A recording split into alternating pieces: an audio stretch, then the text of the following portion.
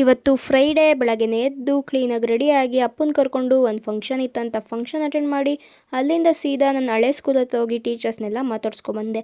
Anyway ಇದೇ ನೋಡಿ ನಾನು ಓದಿದ ಸ್ಕೂಲ್. ಆ್ಯಂಡ್ ಅಲ್ಲಿಂದ ಬಂದು ನನ್ನ ಬೇಬಿನ ನೆರಳಲ್ಲಿ ಪಾರ್ಕ್ ಮಾಡಿಬಿಟ್ಟು ನಮ್ಮ ಅಯ್ಯನ ಕಾರ್ ಎತ್ಕೊಂಡು ಸೀದಾ ಊರ ಕಡೆ ಹೊರಟ್ವಿ. ಊರಿಗೋಗಿ ಸ್ವಲ್ಪ ಹೊತ್ತು ಟೈಮ್ ಸ್ಪೆಂಡ್ ಮಾಡಿ ಅಲ್ಲಿಂದ ಮತ್ತೆ ಗಾಡಿ ಎತ್ಕೊಂಡು ನಮ್ಮ ಆಲ್ ಟೈಮ್ ದೋಸೆ ಮನೆ ದೀಪಾಶ್ರಿಗೆ ಬಂದ್ವಿ.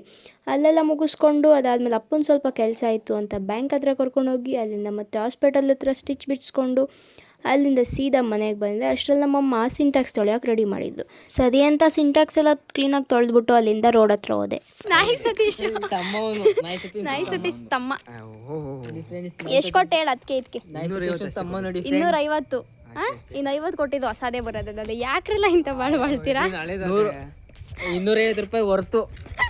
ಅಲ್ಲಿಂದ ಮನೆಗೆ ಬಂದು ಸ್ವಲ್ಪ ರೈಟಿಂಗ್ ವರ್ಕ್ ಇತ್ತು ಅಂತ ಅದನ್ನು ಮುಗಿಸಿ ಡೇನ ಎಂಡ್ ಮಾಡಿದೆ. ಇವತ್ತಿಗಿಷ್ಟೇ, ಮತ್ತೆ ಸಿಗೋಣ ಮುಂದಿನ ವಿಡಿಯೋದಲ್ಲಿ. ಟಾಟಾ ಬಾಯ್ ಬಾಯ್.